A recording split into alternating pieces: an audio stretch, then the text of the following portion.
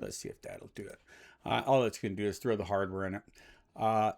Either way, nonetheless, let's take and Jiffy on and see if this is indeed what you were after. To go with the 36-inch, I've got a 48 actually there. I lifted the original windows. We had them down a little bit lower, but we need to be at least 44 to get over this backsplash. And I thought it would be nice to have a window at least as wide as your kitchen sink. So I went ahead and put a 36, 48.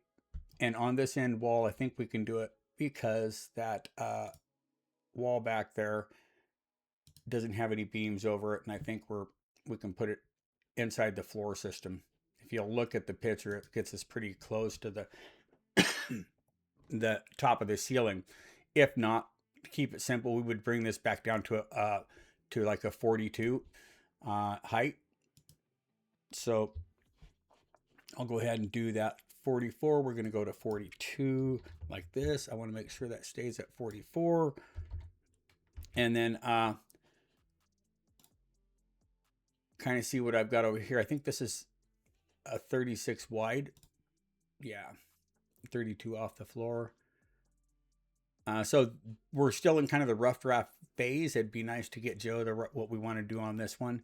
If we want to have that window there, that I think is the only eyelet you have to view anybody coming to that front door. So it would be nice to have something probably less than that. I think it'd be more like a 24 wide. Let's try that and slide it out a little bit. Okay. I'm just thinking so that when you're in here, maybe cooking at the kitchen, you can peek out and see who's coming up the driveway there. So let me take and change the view here and go up a floor. If I go up 2 floors like that, and then let me drop all the way back down and we'll walk up the deal. This is in the crawl space. They're likely going to have to heat a portion of this if we're dropping plumbing in here. So I'm not sure exactly what's going on. We've got these pilings that I'll show once Joe gets back with his details. It'll show where he's got these helical piers coming out of the ground. But for now, this is kind of what I had. We can decide what we want to do. If you want to jiffy into something like this, I would switch these two. If you did go to the corner cabinet and we did put a window on the other sides, I mean, all those are options. This is your place. Let me know what's important to you on it.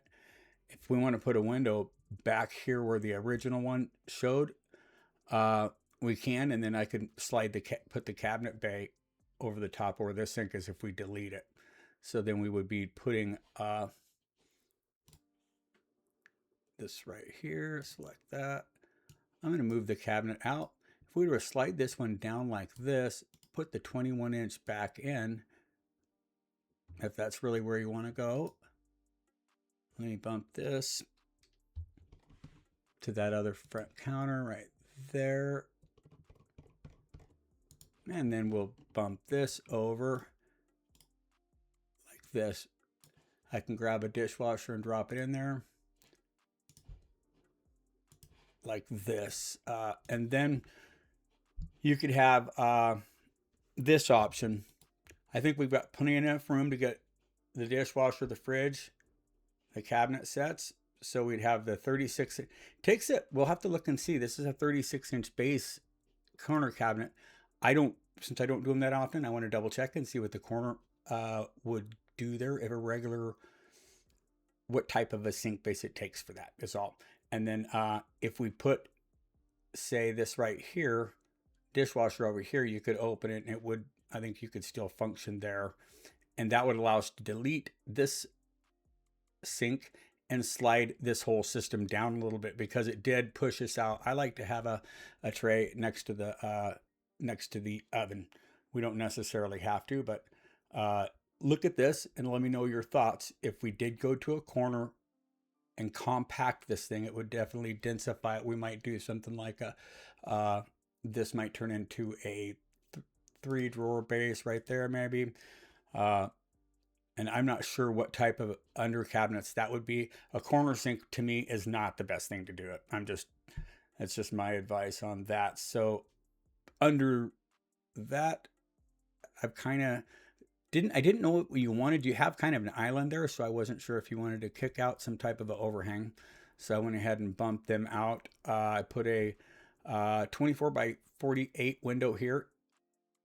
I figured we're going to have to ditch this window here. We might not have to. You can try to get it in there. It will have to be tempered, and maybe we could slide it up. This is going to be inside of the room that's above the porch, so there's no light coming in from that door. What do we got going on here? Let me fix that wall.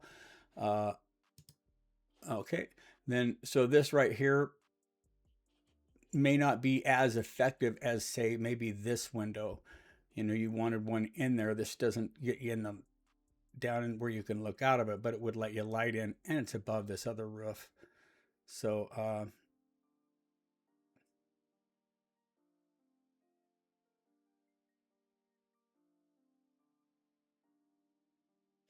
it's kind of a weird upstairs, so I just want to fly through it and let you take a look at it.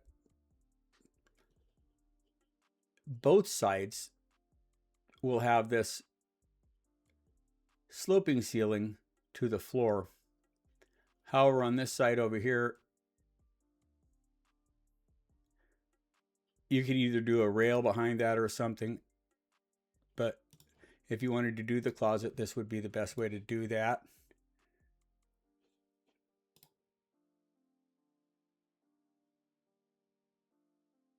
Now, over here, if we can get the truss guys, when they make this truss that goes over the top of this, what they'll do, and I can show you in 3D, is they will take the last parallel core truss and they'll bring it over and they will make it 2 or 3 ply thicknesses.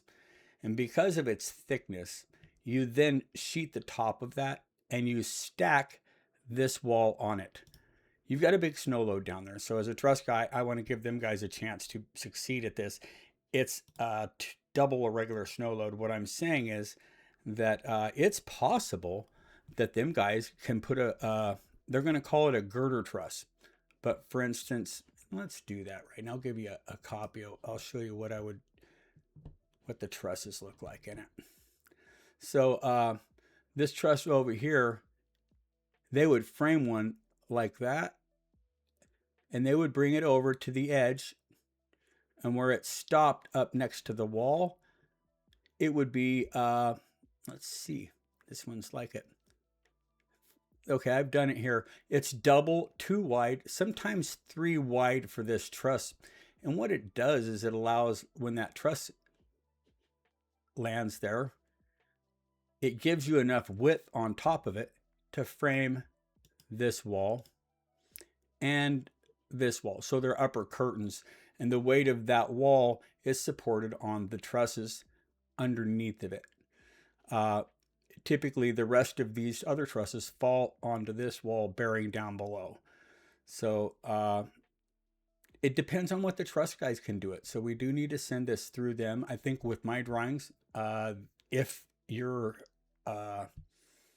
okay with this design, I guess what I'm getting at is I think I can get the truss guys to design this right here truss system so that we can ditch this little curtain wall here.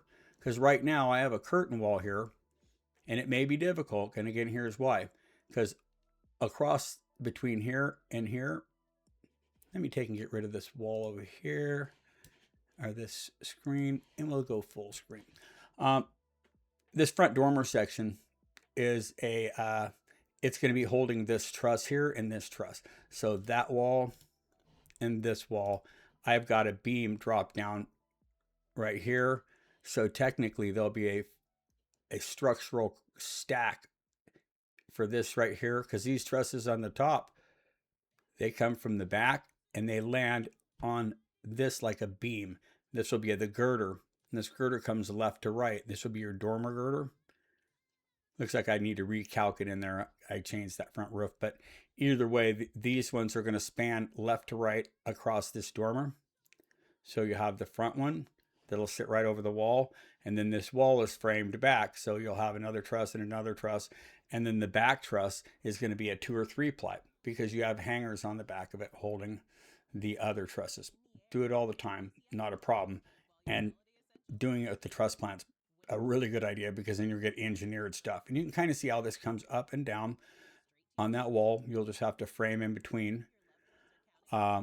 Typically they roll the floor joist like you'll see here. They roll the whole thing and then sheet it.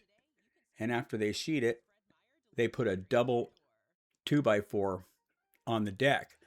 And when this lands here, a lot of times what the truss guy will do is he will likely have this truss with a hanger on the bottom so that the hanger is nailed to the floor and the bucket's facing the outside, because this truss would have a tendency when loaded to push the side walls out. So with the plywood diaphragm and the hanger on the bottom of the truss here where it meets, that's how they anchor it to the bottom of the house and use the plywood to help get the strength to make this roof system work. So either way, I think I got everything I need on that. I'm just trying to make sure you be all happy with the way it looks. Let me go up one more layer. Let's get rid of that framing. I've got the layout here, and I can go through a couple more of these. Basically, some of this I need to go clean up. I must have moved one of my pictures, but there we go.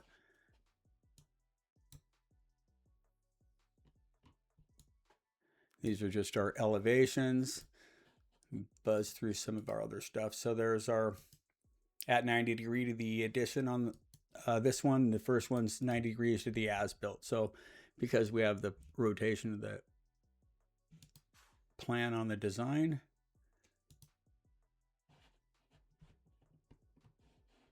there's just the existing, and then the kitchen. This will show your cabinet layout and whatnot. I can get you some cameras to go with it. This is the upper floor, and then the closet, of course, for right here is going to be accessed under that wall. That's the foundation, the floor plan, and I can probably change this to incorporate some more of what Joe had originally sent. So anyways, I think we're getting there. Here's a couple section views, but I don't want to go too far until I know that you're good to go on some of this stuff like this, because with the parallel cord, we're going to have a lift up off the heel right here. Matter of fact, I don't know if that one is even showing correct. Let's make sure. Because we're going to have, with the snow load, the truss plant will tell us how far this or how deep that has to be to make the truss work. So their goal, and that's going to be the same over here, because this will be over the bed. So you have just a standard parallel cord here. This is I think a 16. What do we have? Is that a 24 foot? Yeah, I think we're 16 here and another 8. So I'm 24 foot parallel cord. I bet they'll be 24 inches tall. So that did kick our overall height up, but I don't think we have a choice. We really have to go with something that's engineered with this heavy snow load. This kind of, excuse me, gives you a little bit of an idea where we're at too. I brought the stair system out here. I think I came out 8 feet, and I'm up. I'm reaching from this post up to that height. So we'll probably have to get a little bit of bracing because we're probably 12 feet, 8, 9, 10, 11, 12 for that. But and I've got a beam in here. We'll have to talk to Joe and see if we can get a better system, because right now I've got this in there for floor joists, but I maybe not, just soon not have it in the way of your kitchen cabinets. So either way, I think we're getting there. I just wanted to make sure that you would be okay with this deal here. Of course, I couldn't get this framed out and to get the sheetrock over there without messing the walls up. But this is what you would get with the parallel cord trusses. They would start right off at the floor. Typically a doubled 2x6 for a sill. So we have a minimum of 3 inches down there and 3 inches over here up off the ground. And then you'd have that truss up. Let's see. So take a look at that. And again, after we run it through engineering, we're going to find out whether we can ditch this wall, which might be really nice to float that whole thing in. I do believe we're going to have to drop a post here so that I can support that this truss that's up in the top that goes across here. Because the truss that goes from here to here will pick up the ones from front to back and bridge over that. It's just how it's going to work. But let me know if this system looks okay for you.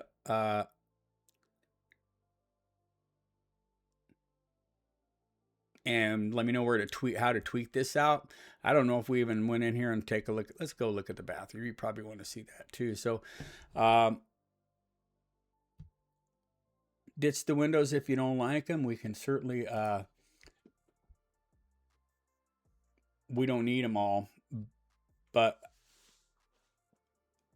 we can, I thought it would kind of balance that. Sorry about my camera. So, I've got the 5-foot shower. From here to here is 5, and that leaves us room behind it for the closet, for the entry closet. There's certainly still enough room in this bathroom to do, I think I put a cabinet over there for like a linen closet and a folding bench. So,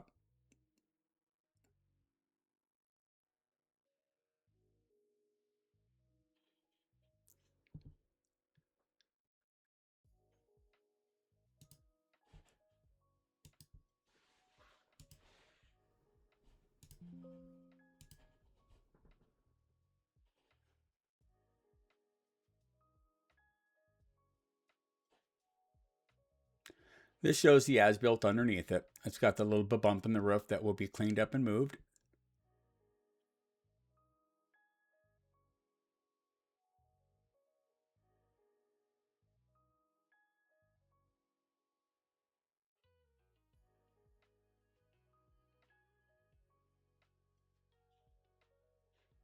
Okay, I'll shut that off, and I think we're probably pretty well good to go on this.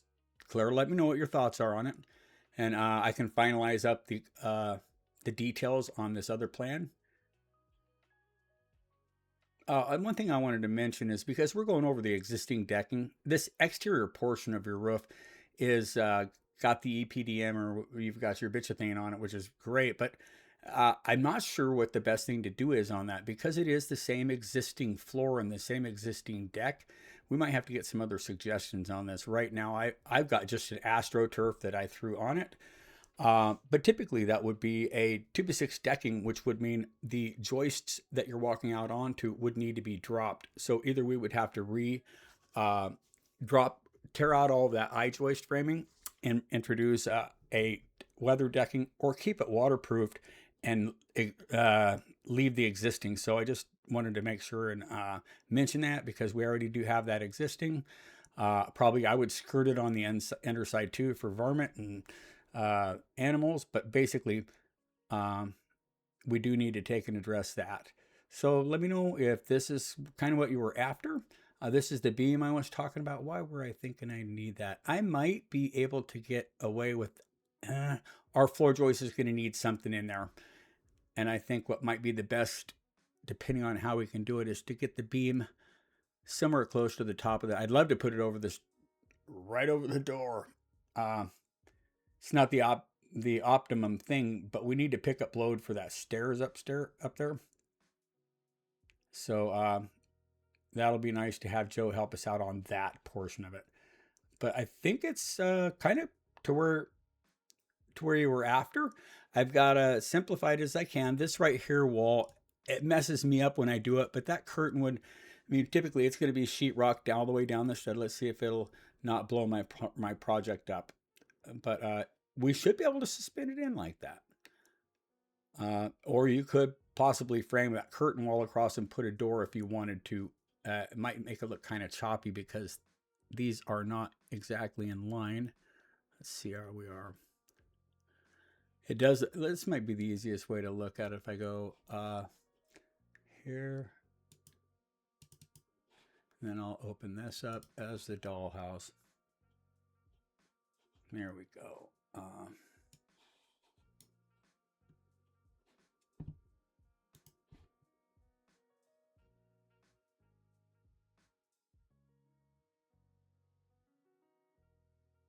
I think I was talking about lining these two walls up.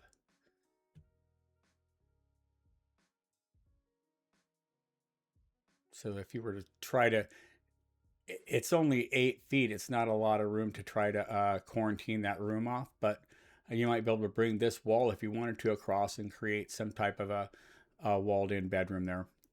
Maybe spin the bed the other way even. I think I had it like that at once too. So I had the bed originally, I think like you had drawn in there, but the design you had this as a high wall, and currently we've got the ceiling landing here and here, but there's no reason we couldn't spin this like this and tuck it back in like this a ways. Maybe just not to the wall where, but that way you could.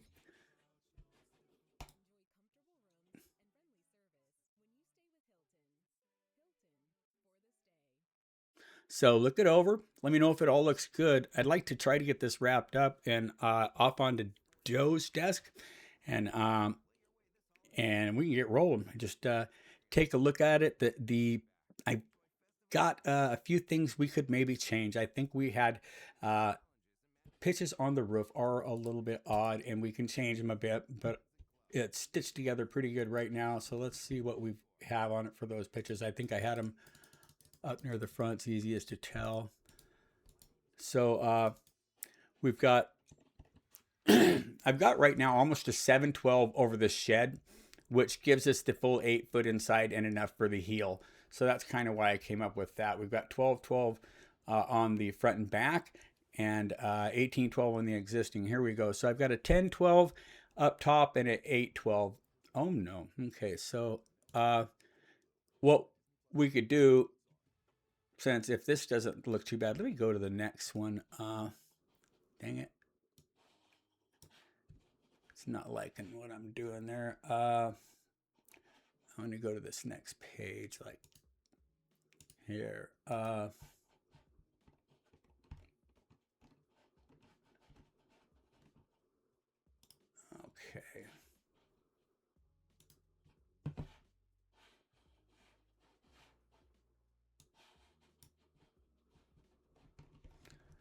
So right here we could take an, this is 812, this is such a bonehead, come on. There we go. So I've got 10 up top, 8 below. And the reason we're kind of staying there, I think, is because I didn't want to cut into the window. So maybe to keep them symmetrical, if we could go to a 8 to 12 up top, that would make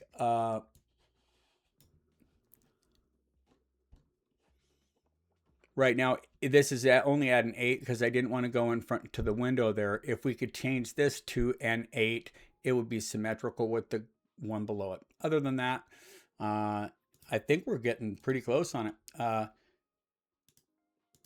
I'd sure like to take and sign off on this and get to some other projects. So take a look at it. Claire, I'll get this in the mail to you and get you a hard copy of this layout.